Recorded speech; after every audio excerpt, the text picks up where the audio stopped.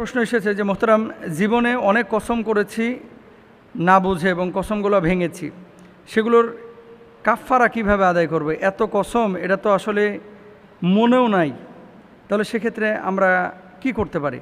অনেক মানুষ আছে দেখবেন কথায় কথায় আল্লাহর কসম, কথায় কথায় মায়েরই, কথায় কথায় আল্লাহর কিরা, কথায় কথায় বা আল্লাহর কসম করে বলছি এর চাইতে ভালো মাছ আর নাই। এরকম অনেক মানুষ কথায় কথায় কসম করে আর মিথ্যা কথা কয়। এখন উনি বলছে যে কসম করেছে আবার ভেঙেছি। আল্লাহ সুবহানাহু ওয়া তাআলা কি বলছেন? লা ইউআখিযুকুমুল্লাহু বিল্লাগওয়ি ফি আইমানিকুম ওয়ালাকিন ইউআখিযুকুম বিমা আক্কাদতুমুল আইমান ফাকাফফারাতুহু ইতআমু আশারাত মাসাকিন। যে আল্লাহ সুবহানাহু ওয়া তাআলা এই যে যারা কসম ভঙ্গ করে তাদের কাফফারা কি বললেন? ফাকাফফারাতুহু ইতআমু আশারাতা মাসাকিন, 10 জন মিসকিনকে খাবার খাওয়ানো, অথবা একজন গোলামকে আজাদ করা, অথবা 3টা রোজা ধারাবাহিকভাবে রাখা। এটা হচ্ছে বিধান কেউ যদি কসম ভাঙে। এখন এমন কসম ভেঙেছে যে জীবনে এত বেশি কসম ভেঙেছে জানেও না, তাহলে সেক্ষেত্রে কি করতে হবে? তওবা ইস্তেগফার করতে হবে।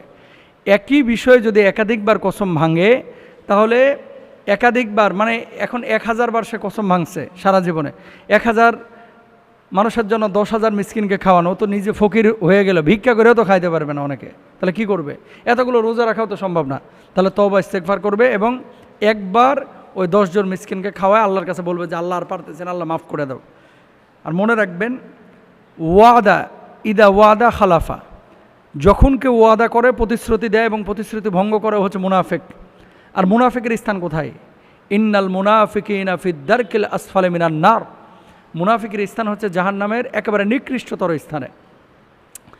এবং অধিকাংশ কসম বা শপথ যারা করে এদের ভিতরে নেফাক আছে।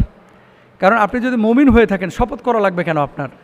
আপনার জবান থেকে যদি কোনো কথা বের হয় সেটা হচ্ছে সত্য কথা বের হবে। আপনার জবান থেকে কখনো মিথ্যা কথা বের হবে না। এরকম অ্যাটিটিউড কেন আপনার যে আপনি মিথ্যা কথা বলেন? মুসলমান তো কখনো মিথ্যা বলতে পারে না। মুসলমান হচ্ছে আসিদকু ইউনজি ওয়াল কিযবু ইউহলিক, সত্য মানুষকে মুক্তি দেয়, মিথ্যা মানুষকে ধ্বংস করে। সুতরাং মুসলমান জবান থেকে সত্য কথা বলবে, মিথ্যা কথা বলবে না। একটা মিথ্যাকে প্রতিষ্ঠিত করতে আরও 1000টা মিথ্যা বলা লাগে, আরও 10টা মিথ্যা কথা বলা লাগে। তাহলে আপনি কেন মিথ্যা কথা বলেন? আর এই যে বিশেষ করে প্রেম করে যেসব পোলাপান, এগুলো আরও বেশি মিথ্যা কথা বলে। কয় আমি মোবাইল ছুঁয়ে কসম করতেছি, মাথা ছুঁয়ে কসম করতেছি যে তোমার না পাইলে আমি মরিয়া যাবো। তো এই কসম যে পোলাপান করে, যদি বাংলাদেশে মরতো ভাই, যুবক খুঁজে পাওয়া যাইতো না, হয়তো বা 95%টা মরতো। তো যুবকগুলো বেঁচে রয়েছে কেন?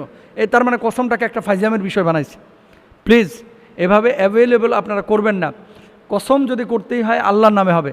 অনেক সময় ছেলের মাথার উপর হাত দিয়ে কসম করে, কোরআন শরীফ ছুঁয়ে কসম করে, হ্যাঁ, চাল ছুঁয়ে কসম করে, ভাতের থালি প্লেট ছুঁয়ে কসম করে। এগুলো কি ফাইজলামি? এগুলো করবেন না। একান্তই যদি কোনো বড় ইস্যু হয় আল্লাহর নামে কসম করতে পারেন, কিন্তু কসমটাকে আপনার রক্ষা করতে হবে। আল্লাহ তাআলা আমাদেরকে বোঝার তৌফিক দান করুন, আমিন।